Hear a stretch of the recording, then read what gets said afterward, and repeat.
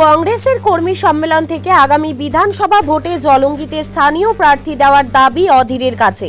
সামনেই বিধানসভা নির্বাচন, আর তার আগে কর্মী সমর্থকদের চাঙ্গা করতে মাঠে নেমে পড়েছে সমস্ত রাজনৈতিক দল। তেমনি ভাবে বৃহস্পতিবার মুর্শিদাবাদ জেলা জলঙ্গি ব্লক কংগ্রেসের ডাকে ব্লক সভাপতি আব্দুর রাজ্জাক মোল্লার নেতৃত্বে কর্মী সম্মেলনের আয়োজন করা হয় নরসিংহপুর ফুটবল ময়দানে। ব্লকের সমস্ত অঞ্চলে কংগ্রেস কর্মী সমর্থকদের নিয়ে অনুষ্ঠিত হয় কর্মী সম্মেলন। এই দিনে কর্মী সম্মেলনে উপস্থিত ছিলেন প্রাক্তন প্রদেশ কংগ্রেস সভাপতি অধীর রঞ্জন চৌধুরী, ব্লক সভাপতি আব্দুর রাজ্জাক মোল্লা, রাজ্য যুব কংগ্রেসের সাধারণ সম্পাদক ইউসুফ আলী বিশ্বাস, একাধিক ব্লক নেতৃত্ব সহ ব্লক যুব কংগ্রেস সভাপতি তৌসিফ জামান, সাহেবনগর গ্রাম পঞ্চায়েত প্রধান, কাটাবাড়ি গ্রাম পঞ্চায়েতের উপপ্রধান সহ সকল অঞ্চল সভাপতি থেকে শুরু করে অঞ্চল ব্লক নেতৃত্ব এবং কর্মী সমর্থকেরা।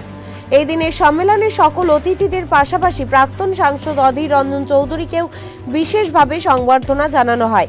এই দিনের কর্মী সম্মেলন থেকে আগামী বিধানসভা নির্বাচনে যেন দলীয় প্রতীকে প্রার্থী হয় সেই আবেদন জানান বক্তব্যের মাধ্যমে। ব্লক কংগ্রেসের একাধিক নেতৃত্ব থেকে ওপরে সমর্থকদের দাবি, দীর্ঘ সময় ধরে জলঙ্গি বিধানসভায় দলীয় প্রতীকের প্রার্থী হয়নি, যার কারণে অনেক সমস্যার সম্মুখীন হতে হয় ব্লক নেতৃত্ব ও কর্মীদের। তাই আগামী 26 সালে বিধানসভা নির্বাচনে যাতে দলীয় প্রার্থী করা হয় সেই আবেদন জানান প্রাক্তন প্রদেশ কংগ্রেস সভাপতি তথা সর্বভারতীয় কংগ্রেস নেতা অধীর রঞ্জন চৌধুরীর কাছে।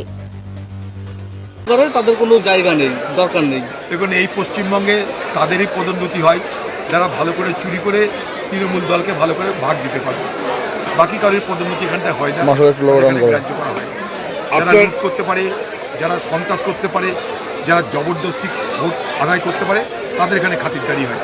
যে বাংলার মুখ্যমন্ত্রী নিজে নির্বাচনে বিশ্বাস করেন না, সেই বাংলার মুখ্যমন্ত্রী কী করে বুঝবেন যে বাংলার মুখ্যমন্ত্রীর নেতৃত্বে বাংলা জুড়ে পঞ্চায়েত লুট হয়, মিউনিসিপ্যালিটি লুট হয়, এমএলএ ভোট, এমপি ভোট লুট হয় এবং লুট হওয়ার আগে সব ভেঙে চুরে তছনছ করে দেওয়া হয়। জায়গার পুলিশ সরাসরি তৃণমূলের দালালি করে। সেই বাংলায় কার কাছে কি আশা করবেন? পদোন্নতি, তার সঙ্গে কাজ করতে গেলে তো খোলা পরিবেশ চাই। এখানে কি সেই পরিবেশ আছে? এখানে যেটা হলো এবার আজকে সেটা হচ্ছে যে দিদি খোকাবাবুকে, তাঁর দলের আরেক নেতা খোকাবাবুকে কোণঠাসা করবার সব ব্যবস্থা করে দিলেন। আজকে তাঁর দলের প্রবীণ নেতাদের তিনি খাতির করলেন, নবীন নেতাদের দূরে সরিয়ে দিলেন। খোকাবাবু যাদের সঙ্গে উঠা বসা করতো সেই আইপ্যাক, সেগুলোকে খোকাবাবুর কাছ থেকে কেড়ে নিজের কাছে নিয়ে নিলেন এবং দিদি প্রমাণ করে দিলেন তিনি এই বাংলায় তৃণমূলের প্রথম কথা, তিনি এই বাংলায় তৃণমূলের শেষ কথা। ডোমকল থেকে সাজিবুল ইসলামের রিপোর্ট, চেতনা নিউজ।